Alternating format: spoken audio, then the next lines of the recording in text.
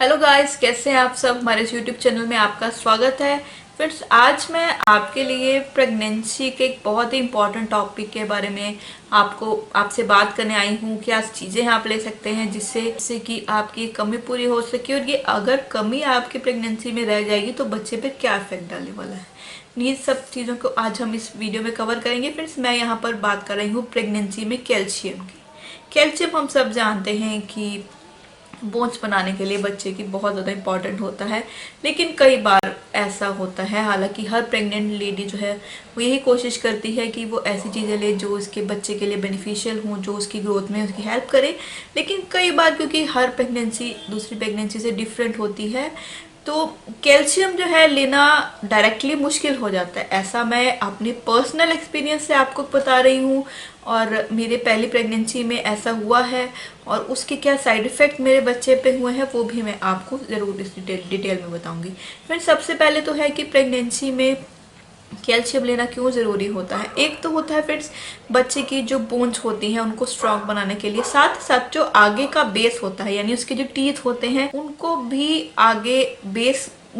आगे properly develop करने के लिए प्रेगनेंसी में आपका कैल्शियम का इंटेक बहुत ज़्यादा ज़रूरी है। लेकिन कई बार ऐसा होता है कि जो दूध है, जो हम सबसे बड़ा कैल्शियम का एक सोर्स मानते हैं, या दूध से बनी चीज़ें हैं जैसे दही है, पनीर है या फिर लस्सी है, इन सब का इनटेक करना भी मुश्किल हो जाता है। मैं इसलिए भी कह रही हूँ क्योंकि मेरी फर्स्ट प्रेगनेंसी में भी मुझे बहुत ज़्यादा, ऑलमोस्ट 8-9 मंथ्स तक मुझे वॉमिटिंग की बहुत ज़्यादा प्रॉब्लम थी। तो काफ़ी चीज़ें एक बार कंज्यूम करने के बाद वो वॉमिट करके वो मेरे बॉडी में नहीं रह पाती थी, इसलिए ही मेरे बच्चे में मुझे हमेशा ही डर रहता था कि कैल्शियम की कमी ना हो जाए। हालांकि हम जब डॉक्टर से हम ट्रीटमेंट लेते हैं तो हमें कैल्शियम सप्लीमेंट ज़रूर दिए जाते हैं, लेकिन वो सफिशिएंट नहीं होते हैं प्रॉपरली। ऐसा मैं इसलिए कह रही हूँ क्योंकि मुझे प्रेगनेंसी में ये प्रॉब्लम रही, और उससे मेरे बच्चे पे क्या इफ़ेक्ट पड़ा वो भी मैं आपको बताऊँगी। बच्चा मेरा पूरा बिल्कुल हेल्दी था जब वो बॉर्न हुआ था, हालांकि उसका वेट थोड़ा सा कम था वॉमिटिंग की वजह से, प्रॉपरली डाइट मेरे कंज्यूम ना होने की वजह से।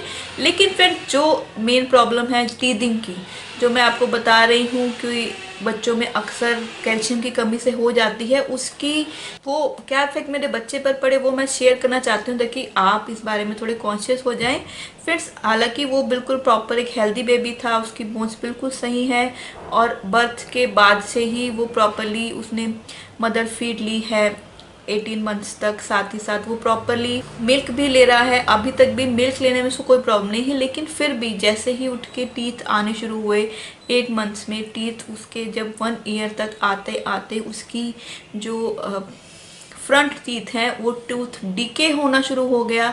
हालांकि हमने उसको कोई कैंडीज या फिर आप कहें स्वीटनर्स उस टाइम तक इंट्रोड्यूस नहीं करवाए थे, लेकिन फिर भी क्योंकि प्रेगनेंसी में कैल्शियम की उसकी बॉडी में जो कमी थी वो रह गई और उसके टूथ डीके होने शुरू हो गए, जो कि आज भी धीरे धीरे नॉर्मल बच्चों के मुकाबले बहुत कम, बहुत लिमिटेड क्वांटिटी में वो स्वीट्स लेता है, कैंडीज लेता है। लेकिन फिर भी उसकी टूथ डीके की प्रॉब्लम आज भी बरकरार है। हालांकि वो प्रॉपर कैल्शियम लेता है, प्रॉपर मिल्क लेता है, प्रॉपर जो चीज़ें हैं वो लेता है, लेकिन वो कमी हमेशा रह जाती है, जो कि अब जब उसके नए टीथ आएंगे उनमें दूर होगी, वो भी अगर आप पूरा ध्यान रखेंगे तो इसीलिए ही मैं आपके लिए वीडियो लेकर आई हूँ कि ऐसी दिक्कत आपको ना आए, ना ही आपके बच्चे को आए कि उसमें कैल्शियम की कहीं ना कहीं कमी रह जाए। और अब फ्रेंड्स, सेकेंड प्रेगनेंसी में मेरे साथ ऐसा हो रहा है कि फर्स्ट प्रेगनेंसी में मैं दूध ले लेती थी, मुझे वॉमिटिंग की ज़रूर प्रॉब्लम थी, लेकिन इस प्रेगनेंसी में मेरे लिए दूध या दूध से बना कोई भी प्रोडक्ट लेना बिल्कुल बिल्कुल इनटॉलरेंट हो गया है। दूध या उससे बना कोई भी प्रोडक्ट लेते ही वॉमिटिंग आ जाती है। तो ऐसे में मैं क्या करती हूँ, क्या मुझे करना चाहिए फ्रेंड्स। कैल्शियम के लिए सिर्फ हम डेयरी पर डिपेंड नहीं कर सकते हैं, कुछ ऐसे और भी सुपर फूड्स हैं जिनमें बहुत ज़्यादा कैल्शियम होता है, जो कि कैल्शियम की इस कमी को पूरा करते हैं। ये मैंने काफ़ी पढ़ने के बाद जाना, क्योंकि मैं नहीं चाहती हैं कि दोबारा भी यही प्रॉब्लम मेरे बच्चे को फेस करनी पड़े। इसके लिए फ्रेंड्स 3 चीज़ें मैं आज आपके लिए लेकर आई हूँ: दूध, दही, पनीर और छाछ या बटर मिल्क, ये सब चीज़ें तो हैं ही। अगर आप ये लेते हैं तो बहुत अच्छी बात है।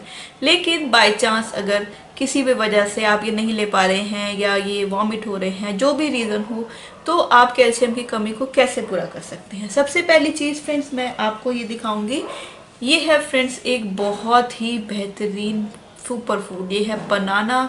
इसमें बहुत मात्रा में कैल्शियम होता है, पोटेशियम होता है, जिंक होता है, और वो भी इस फॉर्म में होता है कि आप उसको इजीली डाइजेस्ट कर पाते हैं। प्रेगनेंसी में ही नहीं है, जब आप बेबी प्लान कर रहे हो तब भी आप डेली इसको कंज्यूम ज़रूर कीजिए। 1 या 2 बनाना आप ज़रूर लीजिए, इससे आपको हेल्दी प्रेगनेंसी में हेल्प मिलेगी, कंसीव करने में मदद मिलेगी, और प्रेग्नेंट होने के बाद तो डेली आपको इसका सेवन ज़रूर करना चाहिए।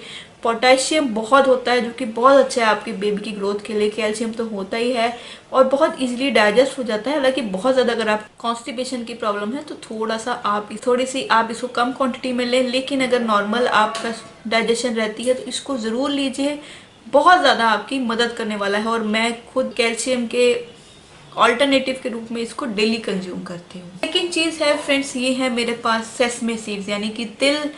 तिल भी कैल्शियम का एक भंडार होते हैं, किसी भी फॉर्म में आप इसको ले सकते हैं। थोड़े से आप यूँ भी खाना चाहें आप इसको ले सकते हैं भिगोकर, आप इसका आपके लिए बहुत बेहतरीन है। साथ ही फ्रेंड्स अगर गर्मियों में प्रेगनेंसी है तो थोड़ा सा ध्यान रखें, क्योंकि इनकी तासीर गर्म होती है, तो इनको भिगो कर खाएंगे तो आसानी से ये आपको डाइजेस्ट हो जाएंगे। और लिमिटेड क्वांटिटी गर्मियों में इसकी रखिएगा, ताकि आपको या आपके बच्चे को किसी तरह की प्रॉब्लम ना हो।